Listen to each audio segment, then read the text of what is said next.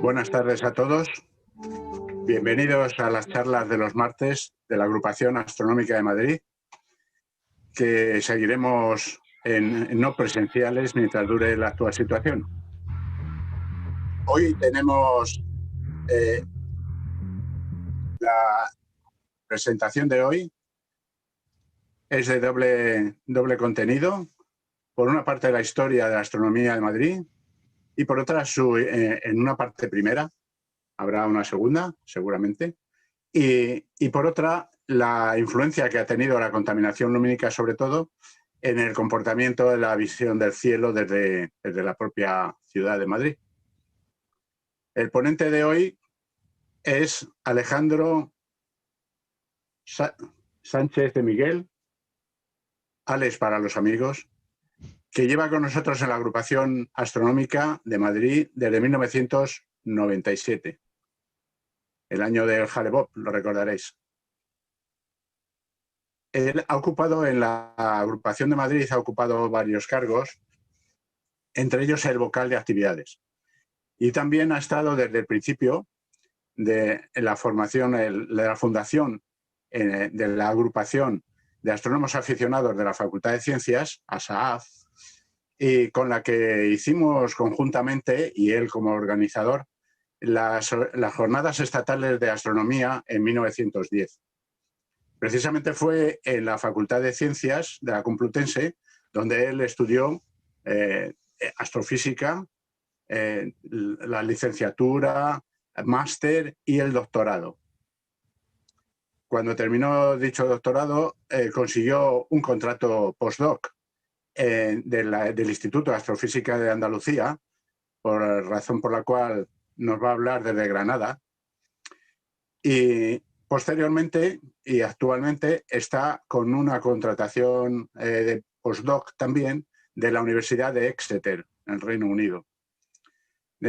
Con su especialidad, sobre todo, bueno, es muy variopinta la especialización de Alex, pero principalmente, y como es su doctorado además, de la lucha contra la contaminación lumínica, pertenece a varios grupos como Dark Sky Association, que está en la junta directiva, y dirige algunos y participa en muchos proyectos y dirige algunos de ellos como City at Night, por el que ha sido reconocido especialmente por la NASA como una buenísima contribución.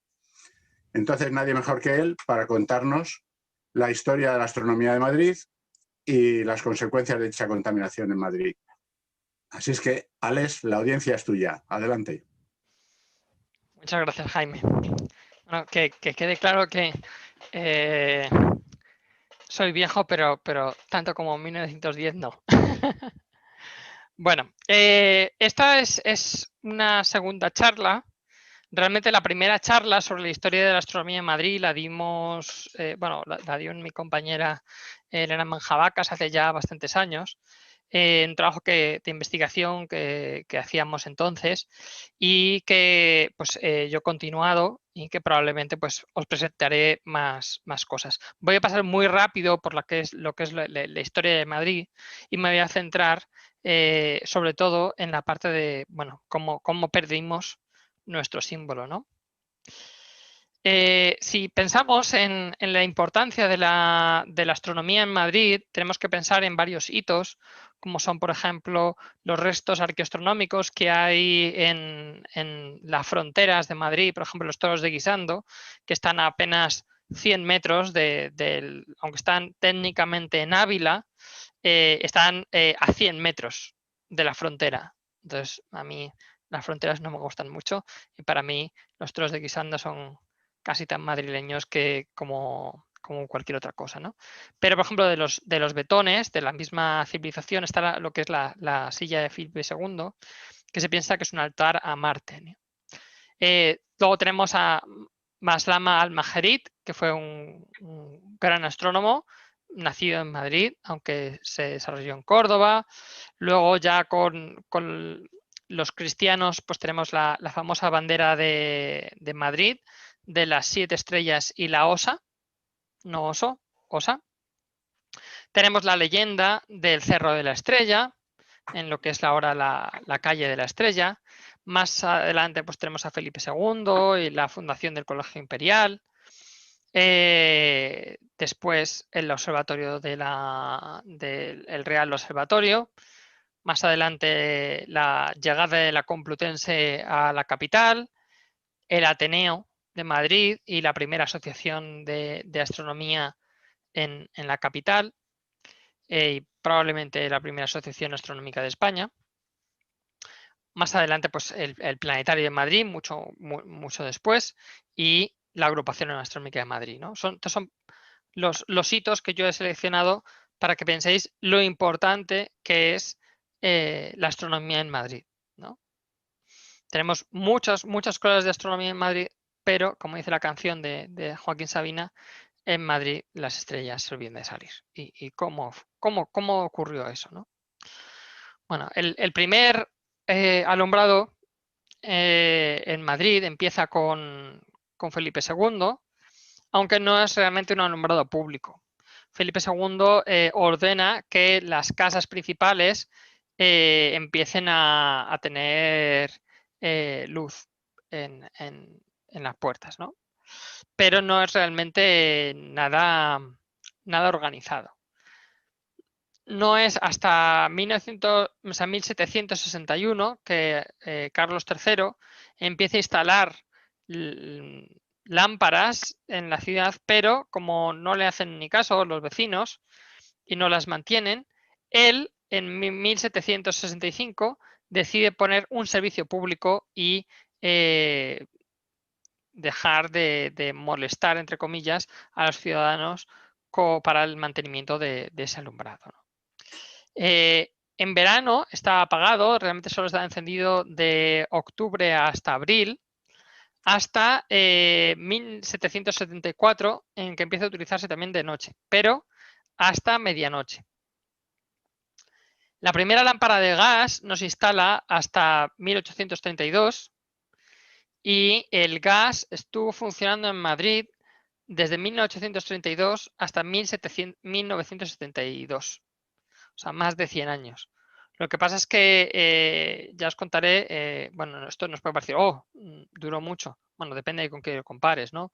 Si consideramos que la ciudad de Berlín o Londres o muchas otras ciudades de Europa aún conservan farolas de gas, pues quizás en España fuimos un poco rápidos en retirar las farolas de gas.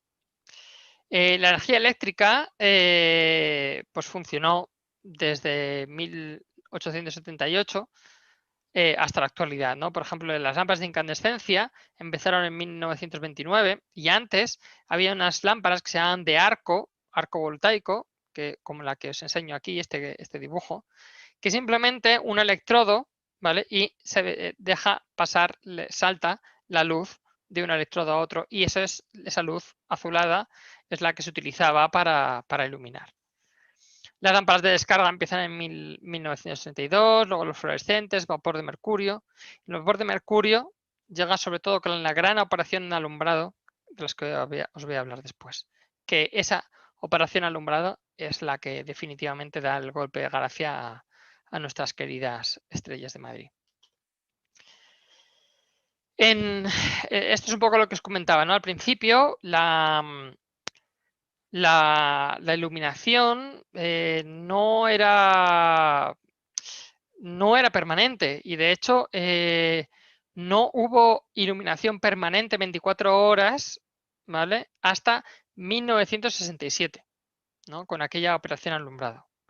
Y de hecho, hasta recientemente, desde 2015, las farolas de LED que tenemos en Madrid bajan de potencia hasta el 60%. Y este hecho, por ejemplo, es algo que muy poca gente conoce en Madrid. Esto era como era Madrid en el año 1892. Podemos ver que la extensión de la ciudad era bastante pequeña comparado con lo que es ahora. Vemos como, por ejemplo, Carabanchel, Vallecas, Vicálvaro, Chamartín, eran pueblos separados de lo que era la ciudad. Y aquí veis cómo de rápido, luego os voy a enseñar un gráfico actualizado de esto, cómo fue la explosión desde los años 40 hasta la actualidad de la cantidad de puntos de luz.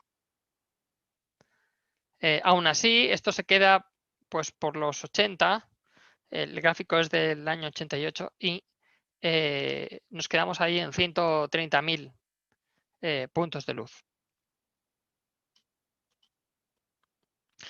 Una de las fuentes más interesantes es, por ejemplo, los periódicos, en los que podemos ver fotos bastante antiguas. Por ejemplo, estas son del año 35, en las que vemos cómo se va cambiando, por ejemplo, el alumbrado del puente de Segovia, el original, porque no sé si lo sabéis, pero el que tenemos ahora no es el original.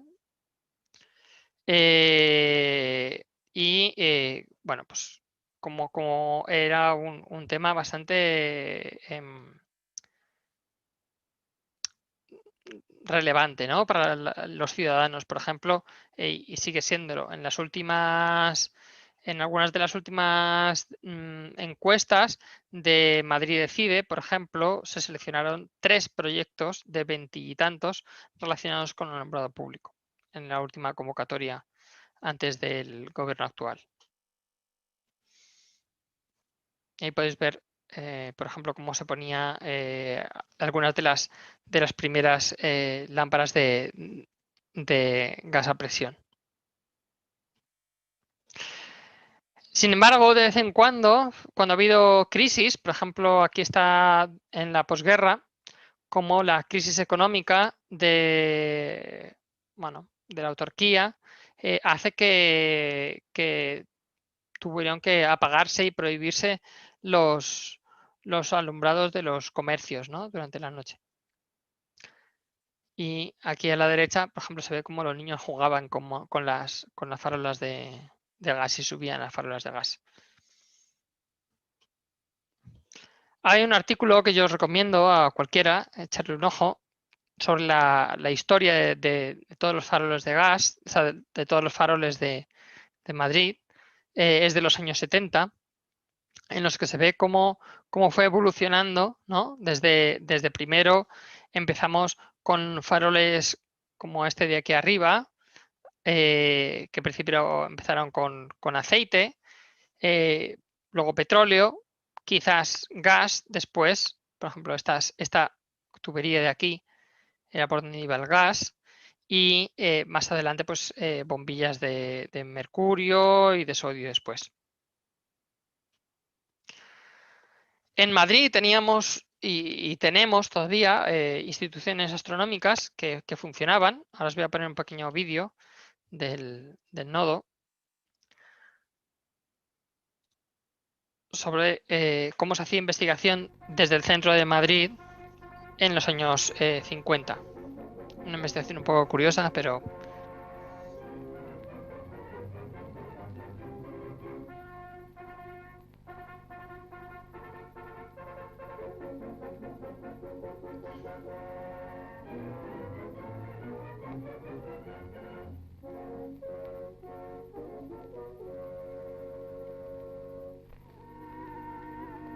En el año actual, Marte ha quedado a 56 millones y medio de kilómetros de la Tierra, y otra posición de esta índole no se conseguirá hasta 1971. Durante un mes, los astrónomos del Observatorio de Madrid, señores Gullón, Martín Lorón y López Arroyo, realizaron sus investigaciones en la imagen del planeta Marte a través del Equatorial Group.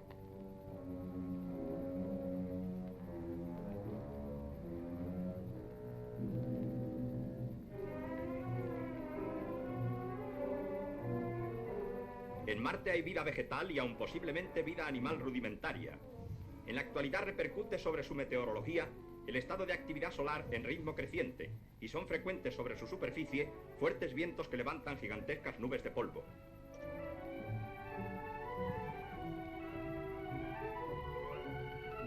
Ha envejecido Marte más rápidamente que la Tierra, y no está lejana la época en que el agua desaparezca totalmente de su superficie para pasar a ser un astro muerto parecido a la Luna.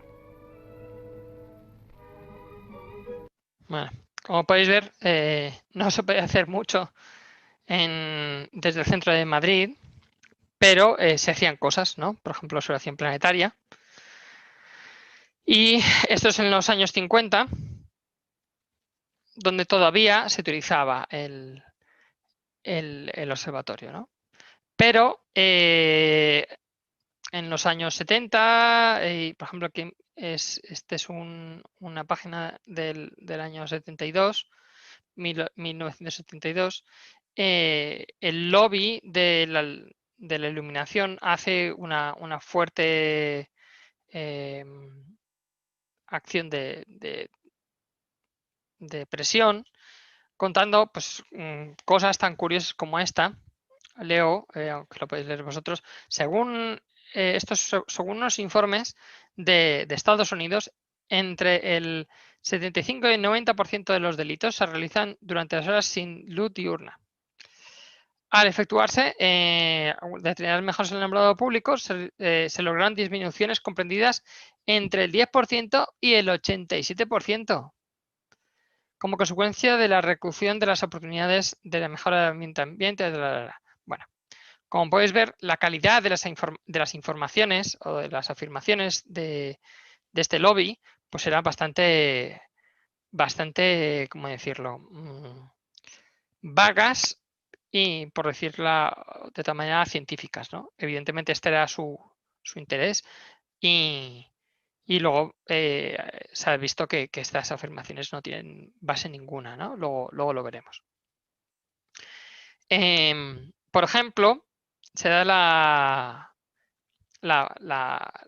posibilidad de que, por ejemplo, durante la crisis económica se solicitó, por ejemplo, que se bajase a partir del 50% a partir de determinada hora, pero el ayuntamiento pues dijo que no, que eso no podía pasar porque iba a producir unos graves problemas de seguridad. Sin embargo, por ejemplo, eso está pasando hoy en día y sin ningún problema, ¿no? Más adelante, pues bueno, vemos como hay más propaganda en el periódico de que hay que poner más y más luz, ¿no?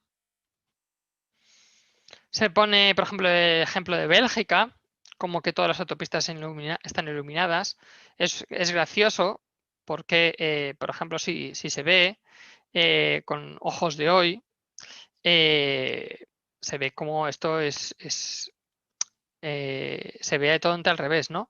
Como por ejemplo Bélgica es el país efectivamente con todas las autopistas iluminadas, pero que no tiene unas mejores estadísticas de accidentes. Por ejemplo, para haceros una idea, las estadísticas de accidentes en Alemania, donde ninguna autopista, y digo ninguna, es ninguna, ni siquiera las autopistas de circunvalación de Berlín, bueno, pues tienen tasas de accidentes similares a las de España, que son de las más bajas de Europa.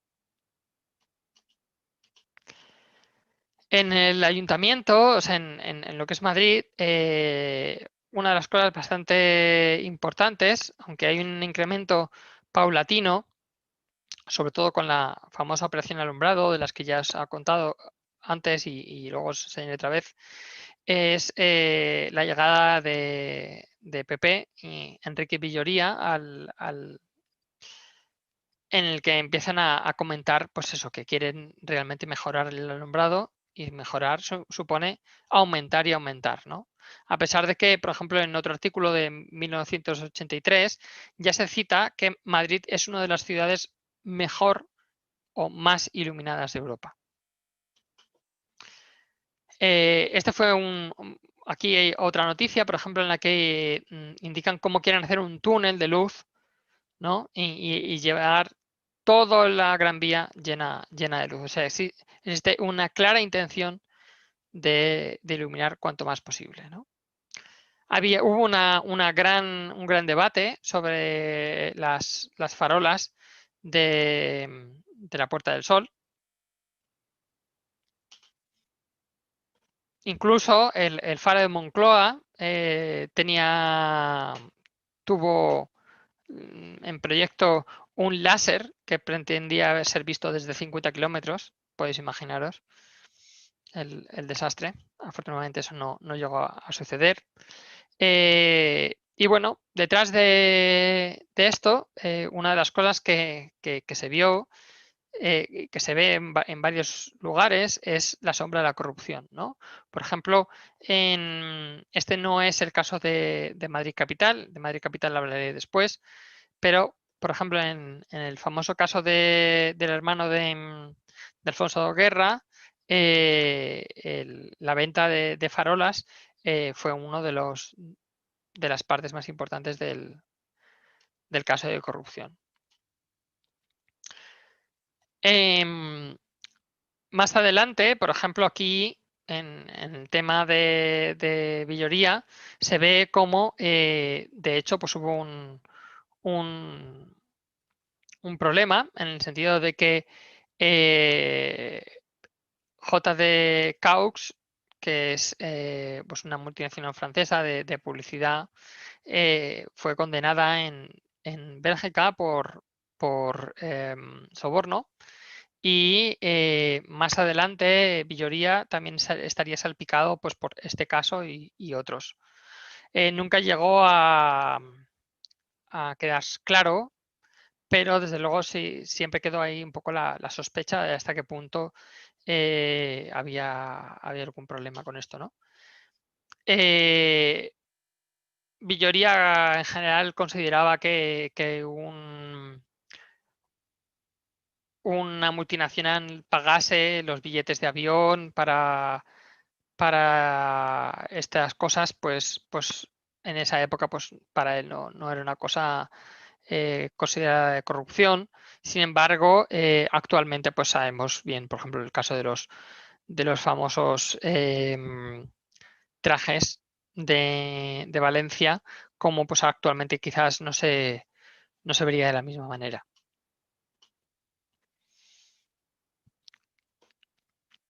Por ejemplo, aquí se cita que no se puede reducir la cantidad de luz ya que bueno, produciría inseguridad. Veremos cómo este rasero se utiliza de manera diferente según convenga.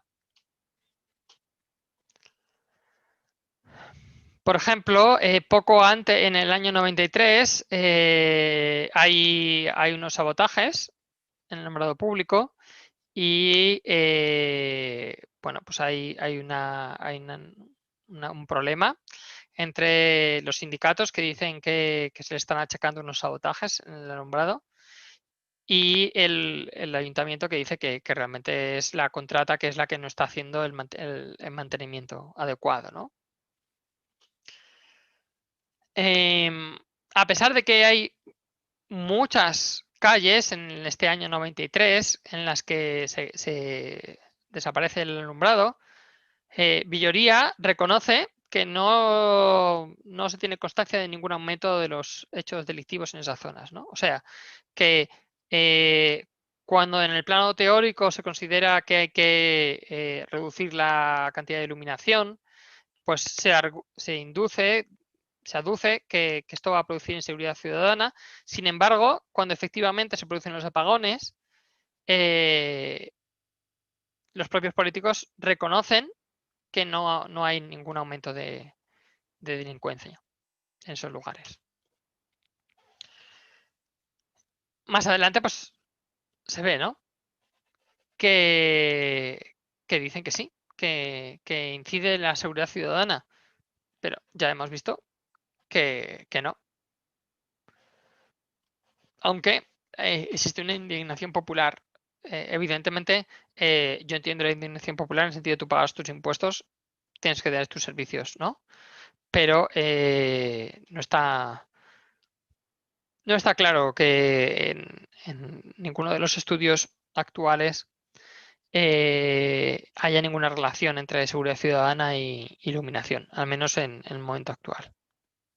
Al final, por toda esta situación, se le acaba haciendo un expediente a la concesionaria de alumbrado público, Espelsa, y se decide que no se va a volver a contratar a esta empresa. Lo gracioso es que eso no es verdad, porque actualmente Espelsa forma parte del grupo FCC, que es de facto uno de los que actualmente gestiona el alumbrado público de Madrid. O sea que no sé exactamente cuándo les hicieron la amnistía a esta empresa, pero ahí sigue. Hubo bastantes proyectos, por ejemplo, para iluminar todo el Manzanares, aumentar y aumentar las farolas, y de hecho en torno al año 94 o 93 empieza a haber un proyecto que es duplicar el alumbrado público de Madrid, que es por cada farola vial añadir otra farola solamente para la acera.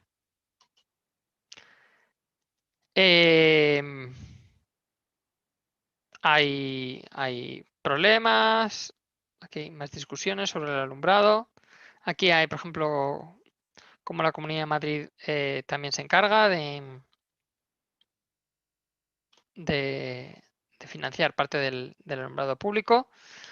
Problemas, quejas, o sea, veis que las quejas por contaminación lumínica no son nuevas. Por ejemplo, aquí hay quejas de exceso de iluminación del aeropuerto, ya del año 94. Y aquí, por ejemplo, se ve cómo en el año 95 se va a incrementar también más y más la renovación del alumbrado público. Aquí se especifica lo que os comentaba, que se va a duplicar la iluminación del tránsito peatonal, ¿no?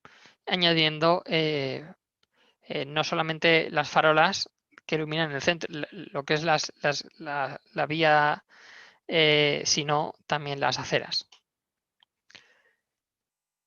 A pesar de eso, por ejemplo, tenemos casos de robo sistemático de cable. Pensábamos que muchos de nosotros podemos pensar que esto fue algo de la crisis. No.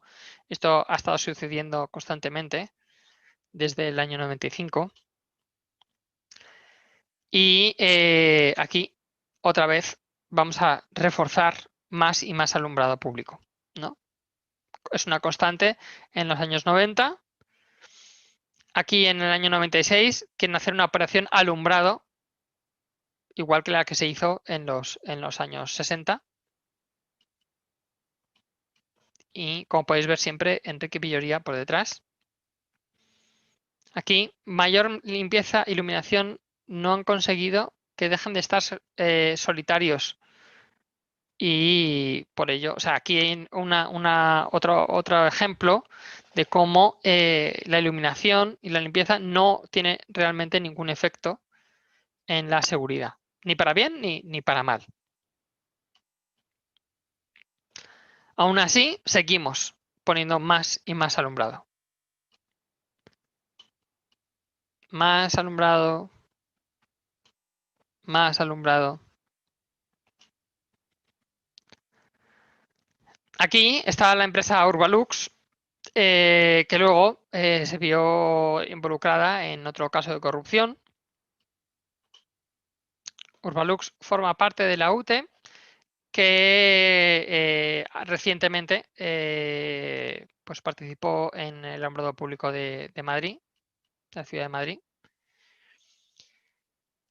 Pero resulta que esa empresa también formó parte de la UTE, evidentemente, que estaba metida en el caso de la trama Gürtel, ¿no?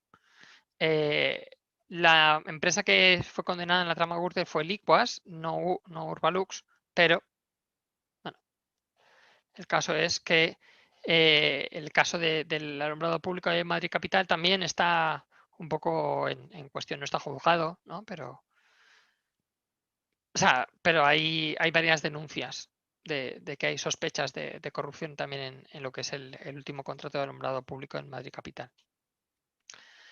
Aquí se ve más de cómo otra propuesta de cómo se podría bajar al 50% de la iluminación, pero dicen que no puede ser, que el ahorro va a ser bajísimo y que produciría inseguridad ciudadana.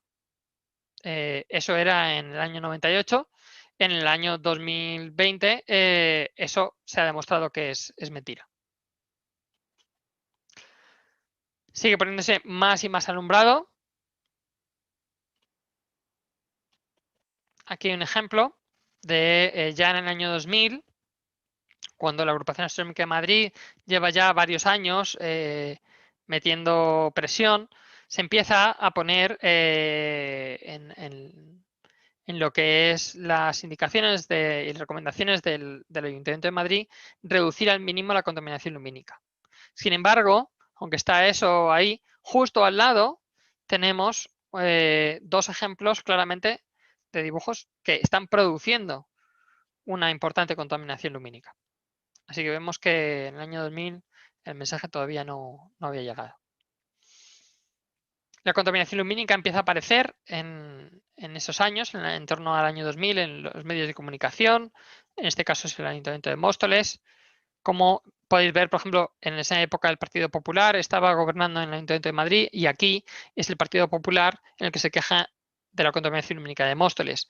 Es una cosa que vemos en la historia de la contaminación lumínica, como da igual el color del partido político del gobierno, realmente hay muy pocas diferencias, ¿no? Y puede ser un color o otro, lo puede hacer bien o mal, no hay ninguna distinción.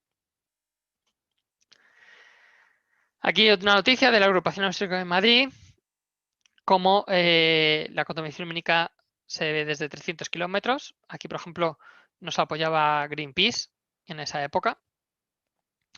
Y se comenta cómo se podía ahorrar una cantidad muy importante de dinero. Sin embargo, la excusa es evitar atracos, no se puede reducir la contaminación lumínica.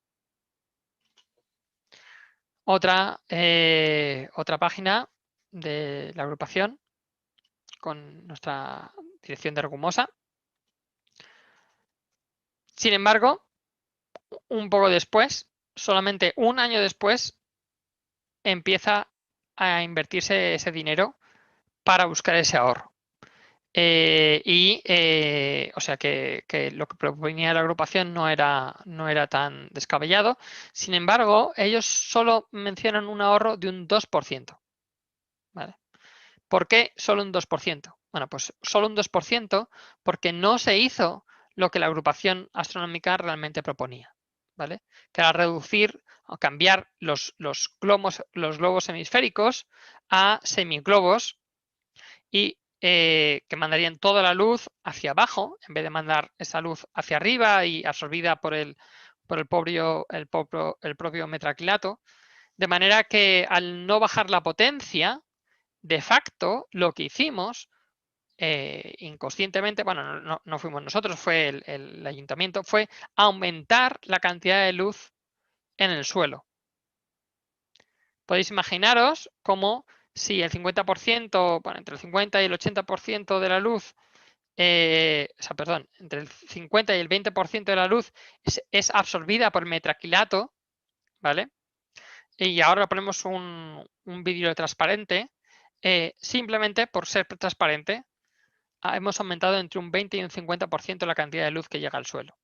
Pero si además ponemos la semiesfera para mandarlo todo abajo, no estamos aumentando por un 50%, ¿vale? Sino estamos aumentando por más de un 100%. De manera que en Madrid, el suelo de Madrid, aunque la cantidad de lúmenes generados fuese la misma, ¿vale? Las calles de Madrid eran iluminadas pues casi con el doble de luz de la que tenían antes, incluso más. Pero esto, claro, fue un negocio fantástico para los fabricantes de farolas, que tuvieron que cambiar pues una gran cantidad de los 13.000 globos que hay en las farolas de Madrid. Esto pues tardó muchos años en cambiarse todos los globos. Incluso se empezaron a eliminar farolas, ¿no? Porque durante tantos años se habían puesto tantas farolas que se podían quitar. Esto Se fueron quitando farolas que sobraban, farolas duplicadas, hasta el año 2012 o así. Más noticias sobre contaminación lumínica, esta vez de Navalcarnero, ya del año 2008. Y en torno a ese año ya empieza a subir la factura, se liberaliza la tarifa y empieza a subir como loca el coste del alumbrado público y hay que empezar a ahorrar. Por ejemplo, aquí ya se ve cómo se han sustituido prácticamente todas las farolas de Madrid, según esto. Por ejemplo, eliminando todos estos globos. Aquí tenéis año 2013, perdón, había dicho 2012, 2013, cómo se habían eliminado hasta 17.000 farolas. Y se reconoce este alumbrado duplicado. Sin embargo, pues el alumbrado duplicado no termina de eliminarse. Curiosamente, otra vez, justo antes de un cambio de contrato, empieza a haber apagones. Si es realmente debido a los sindicatos, porque por ejemplo nos dicen que es huelga preventiva por el nuevo contrato de alumbrado, bueno, y pues hay bastante quejas y incluso llegan a hablar de 600 calles apagadas. Sin embargo, no hay indicios de que hubiese ningún incremento de criminalidad en esas fechas. Se ve como aquí está el caso judicial de Cofeli, también ligado a Gürtel, con el tema de alumbrado público. Y aquí está el gran contrato, o sea, este es otro contrato, un contrato bastante reciente para instalaciones de alumbrado público en Madrid. Por ejemplo, en el que estaría quizá incluido el nuevo alumbrado LED de Madrid Capital. Aquí un poco de publicidad. Bueno, ¿por qué no ponemos todo Madrid lleno de LED? La Comunidad de Madrid invirtiendo en más alumbrado público. Y unos años después se ve que este gran contrato de alumbrado público del año 2015, que luego voy a comentar en detalle, se considera que está inflado y que tiene irregularidades, pero no acaba en juicio. Por otro lado, una auditoría que hace el ayuntamiento a una firma de iluminación menciona: ni aposta se podría ensombrecer con luz de una forma tan eficaz los edificios, plazas y los rincones del centro de la ciudad como se ha hecho en Madrid. Básicamente, indicando que la calidad de la iluminación en Madrid pues es muy deficiente para el objetivo de mucha de esta iluminación, que es embellecer la ciudad, no ponerla más fea, ¿no? Y es lo que cuenta aquí, ¿no? Como hay muchísima cantidad de contaminación lumínica, cita aquí, y no hay criterios de control, hay una falta generalizada de control y, bueno, pues es un problema. Esto es un documento del ayuntamiento. Aquí vemos, por ejemplo, unas calles de Madrid sin coches, sin gente, llenas de farolas. En el año 2012 se genera un protocolo de luminarias LED bastante avanzado, en el que, bueno, pues tiene algunas cosas positivas, como por ejemplo, en principio se supone que solo debe tener como máximo un 3% de luz al hemisférico superior. Sin embargo, este protocolo y las indicaciones en general del ayuntamiento se incumplen constantemente, ya que se instalan difusores de metacrilato blanco que mandan mucho más de un 3% de luz, ¿no? Entonces, en el papel, muchas de las cosas que promueve el Ayuntamiento de Madrid son bastante avanzadas. Por ejemplo, aquí en los argumentos de evaluación ambiental, en general no aparece nada de contaminación lumínica. Más noticias, aquí ya del año 2012, también más presión. Esto ya es del año pasado, como se presentó un escrito en Fiscalía para denunciar este gran contrato que os he comentado antes. Sin embargo, sigue habiendo otras zonas de Madrid que no tienen un alumbrado público, ¿no? Tenemos zonas de Madrid con una cantidad de sobreiluminación muy grande, pero otras zonas pues todavía tienen problemas. Y zonas en las que hay muchísimas farolas. Aquí tenéis el famoso alumbrado duplicado. Y aquí donde hay casi más vecinos que farolas. Bueno, hay más vecinos que farolas, pero por poco. Sin embargo, todo iluminado con una distancia entre farolas pues bastante pequeña. Aquí está una evolución de cómo fue el alumbrado público en Madrid. Esta es la cantidad de lúmenes o la cantidad de luz. Podéis ver cómo fue subiendo lentamente. Pensad que la ciudad iba creciendo, sobre todo en esta época. Pero la ampliación alumbrado realmente hizo subir, casi duplicar la cantidad de luz en Madrid en un par de años.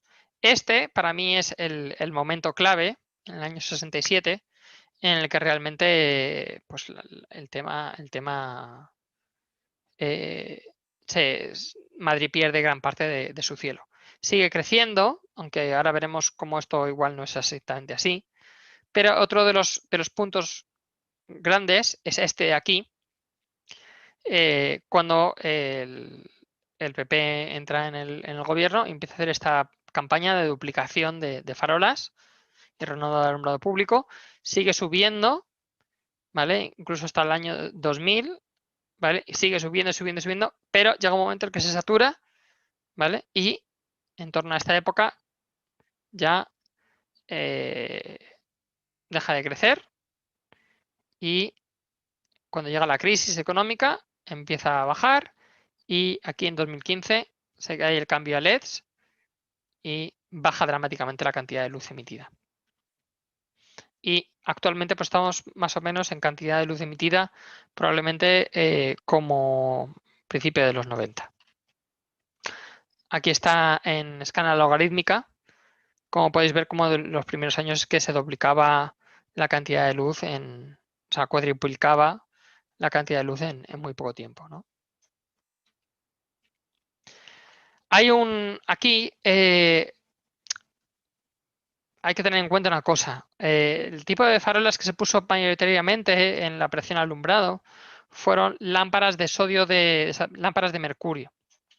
Las lámparas de mercurio son muy contaminantes lumínicamente porque son muy azules y tienen mucha iluminación ultravioleta, pero para eficiencia energética pues tienen un problema muy grande, pero para nosotros puede ser incluso una ventaja, y es que estas farolas no se funden nunca, pero cada 5 años iluminan la mitad.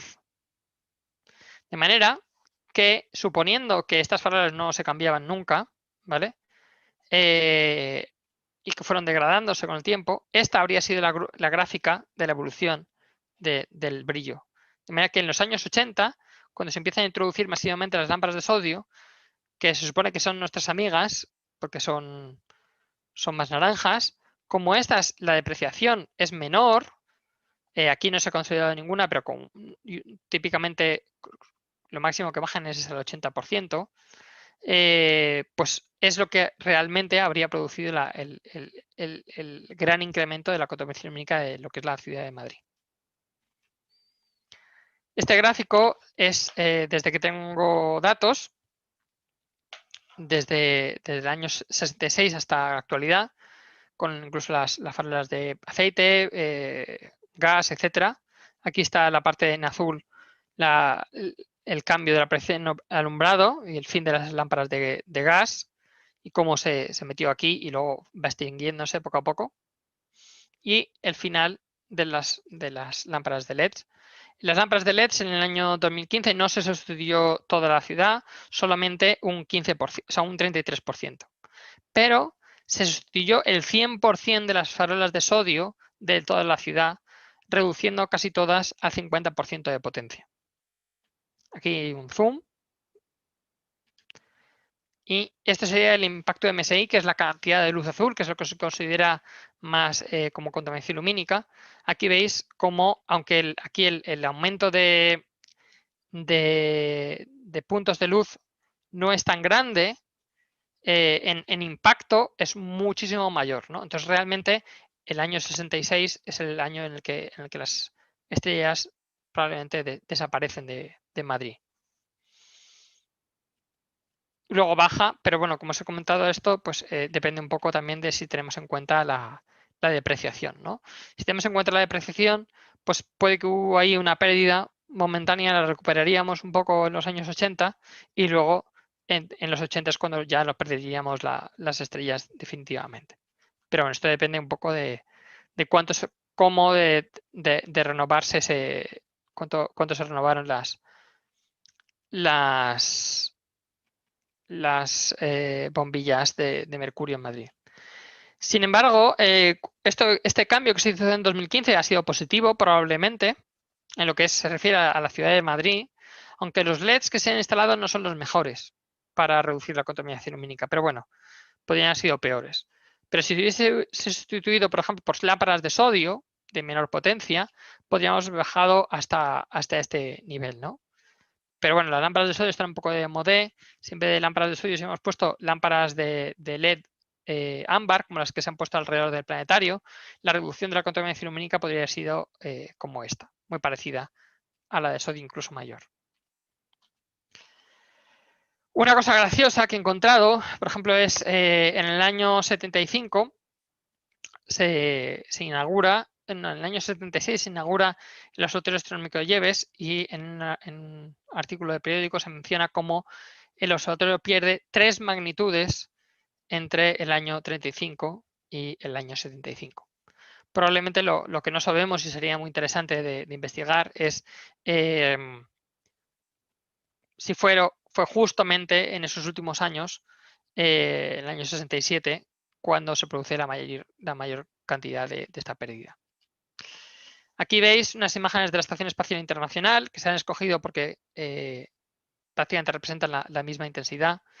Esta es del año 2012, esta es del año 2017 y vemos como la ciudad se ve mucho más oscura, ¿no?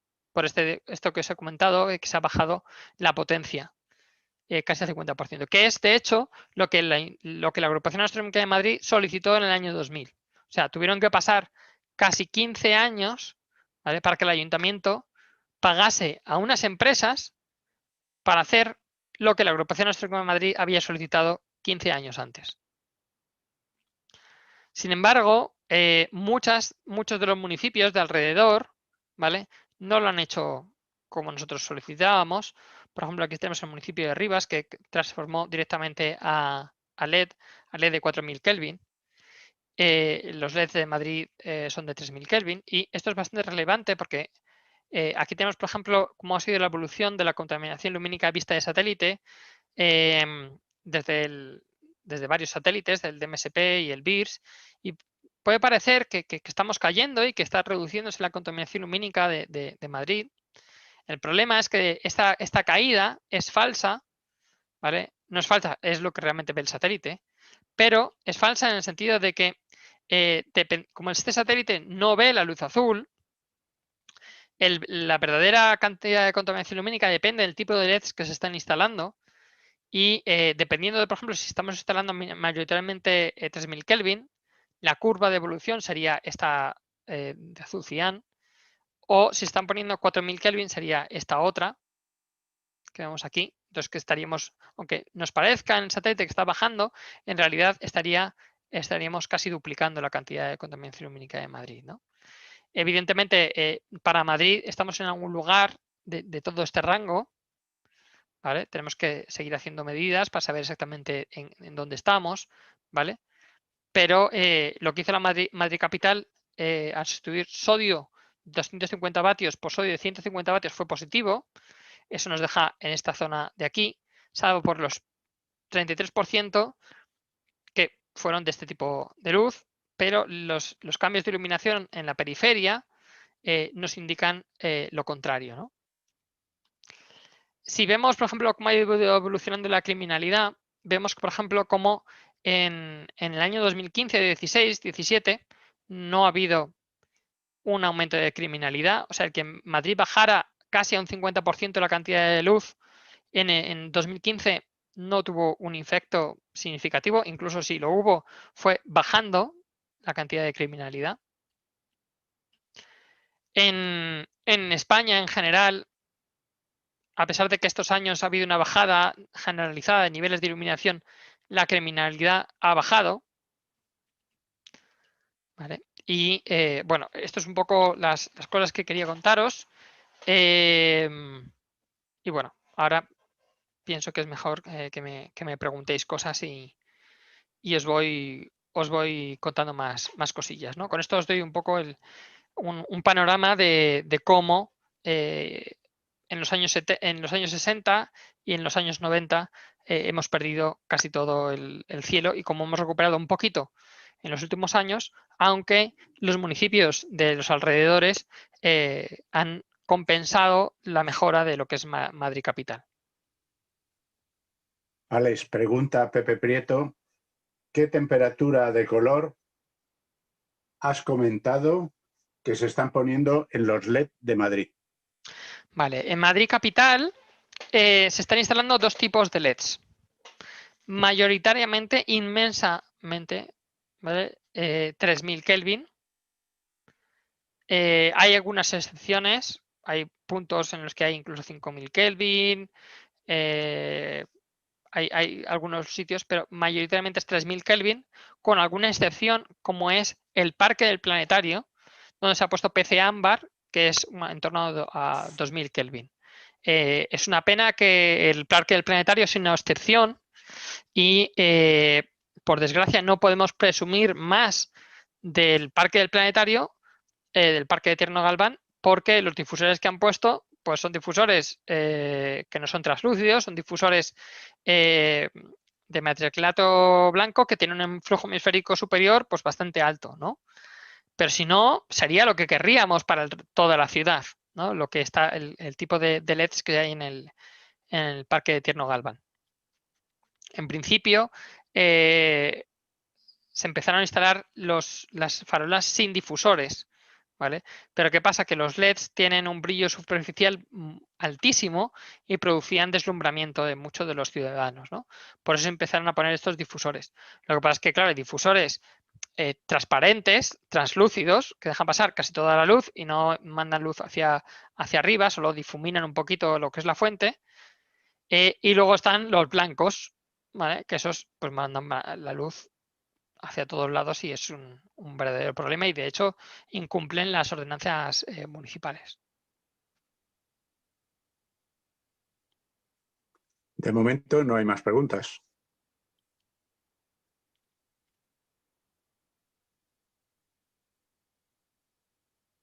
Estamos en el chat de YouTube, ¿no? Con las preguntas. Sí. Bueno, yo lo que aprovecho mientras alguien pregunta alguna cosilla más o no. Parte de esta charla quería que fuera también un homenaje a la gente que hemos estado y que han estado, por ejemplo, como Jaime Izquierdo, Toño, la gente del Grupo de Protección del Cielo, como fue el antiguo presidente de la agrupación, Paco Pujol, que han luchado durante muchos años contra la contaminación lumínica con unas formas a veces no muy ortodoxas, otros pues desde el punto de vista de conciliación. Por ejemplo, Toño ha hecho una labor muy educativa muy importante en el ayuntamiento, muy positiva, y al final hemos conseguido para el Ayuntamiento de Madrid lo que se pretendía, ¿no? Hemos tardado 15 años, los primeros resultados se vieron relativamente rápido, ¿no? En el año 2000, desde el año 97, el año 2000 ya se vieron resultados y yo querría animar a los socios de la agrupación. Realmente se consiguen cosas, no se consigue todo lo que se quiere a corto plazo, ¿vale? Pero si uno se mueve y hace las cosas bien, se pueden conseguir. Por ejemplo, una cosa que nosotros conseguimos recientemente es que el Ayuntamiento de Madrid se supone que está obligado a hacer una auditoría ambiental y de seguridad del alumbrado público, que probablemente por los datos que os estoy comentando y los datos preliminares que tenemos, pues es una pena que no lo hagan, porque a pesar de que pueda haber alguna sombra de discusión sobre el contrato, el resultado último del último cambio de iluminación de Madrid capital parece que ha sido positivo. Parece que ha sido bastante positivo. Y lo que no está siendo negativo es que durante muchos años nos hemos centrado en Madrid capital, pero claro, Madrid capital tiene 3 millones de habitantes, pero es que la corona metropolitana tiene otros 3 millones de habitantes. Y si la corona incrementa la contaminación lumínica, pues toda la contaminación lumínica se ve afectada, ¿no? de toda la zona. Oye, Raquel Rodríguez pregunta ¿cómo va la publicación del nuevo reglamento sobre iluminación exterior? Sé que el ministerio está trabajando en el tema, lo sé porque tuiteé a la ministra y me dijo ella que ahora en octubre iban a empezar a trabajar en el tema, pero no puedo decir más, no tengo Bueno, más información. vale. Jaime Zamorano pregunta ¿hay datos en abierto de farolas tipo y potencia del Ayuntamiento de Madrid? De tipo, no. Potencia, sí. Y no sé por qué Jaime me lo dice, porque Jaime lo sabe. Estamos trabajando con esos datos. Lo que Hombre, es pasa es que para que lo expliques tú. Sí, sí, sí. El ayuntamiento tiene una base de datos bastante potente sobre todo, ¿no? Potencia, tipo de iluminación, muchos datos, ¿no? ¿Qué pasa? Que muchas veces los datos que están dicen, por ejemplo, que son farolas de mercurio cuando realmente no son farolas de mercurio. Entonces, hay que estar un poco familiarizado con los datos. Si cualquier socio quiere colaborar con nosotros en este tema, pues que contacte con Jaime Zamorano o conmigo, porque realmente hay un montón de trabajo ahí para hacer, ¿no? Y bueno, hay muchos datos para poder, o sea, todos estos gráficos que os he enseñado están sacados de eso, de datos de estos artículos de periódico o de otros datos de investigación o de la propia web del ayuntamiento. Francisco de Paula pregunta ¿qué uso se hace actualmente de las instalaciones del antiguo Observatorio del Retiro? Bueno, actualmente es un museo. Y bueno, y oficinas de los astrónomos, ¿no? Eso se puede ir y pedir una cita y te enseñan pues gran parte de lo que es el observatorio, tienen una sala de reuniones, etcétera, etcétera. Lo que es la cúpula grande y demás, no sé si la enseñan, eso no lo tengo claro. Pero bueno, eso es cuestión de ir a la página web del observatorio y pedir cita. O sea, tienen de hecho, por ejemplo, una reproducción del William Herschel que fuimos a visitar hace unos años. Al menos cuando yo era vocal de actividades, fuimos a visitar la reproducción del William Herschel. Y bueno, yo me pregunto, por ejemplo, en ese sentido, si tienen todos los instrumentos en su sitio, ¿no?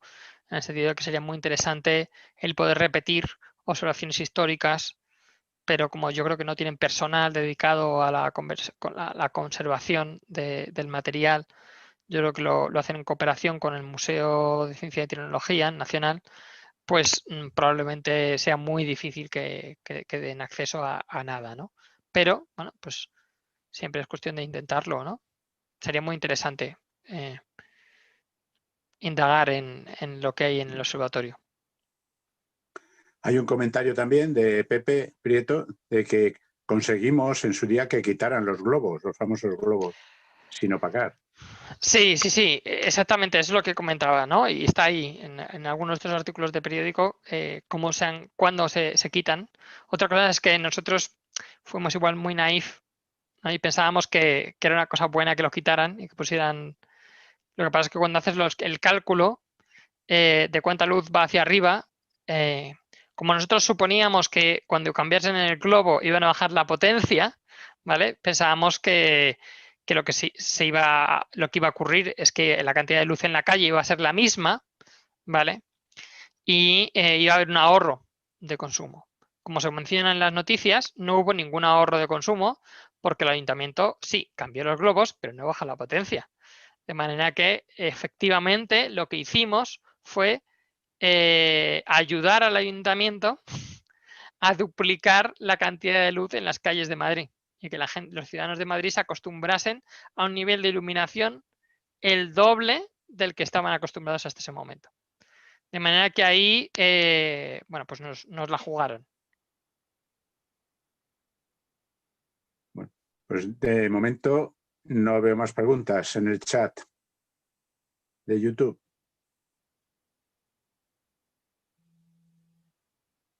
Bueno, yo pretendo dar más charlas sobre la historia de la astronomía en Madrid, pero bueno, tenía la documentación bastante a mano y cuando Pepe pues me lo comentó, pues pensé que es un tema también que nos interesa a todos y que es un momento actualmente bastante importante. Como podéis ver, sigue habiendo cambios de la iluminación de Madrid a LED. Y en cualquier momento pues puede haber otra operación de alumbrado que pretenda cambiar el resto de la iluminación de la ciudad y tenemos que estar alerta y seguir presionando para que eso no ocurra, ¿no? Creo que se ha ganado en la ciudad de Madrid en los últimos 5 años, no se pierda y bueno, también pensar que sí, Madrid es la capital y es importante luchar por la contaminación lumínica en Madrid, pero que la corona metropolitana es tan importante como lo que es la capital, ¿no? Aunque evidentemente es mucho más complicada de luchar porque son muchos ayuntamientos.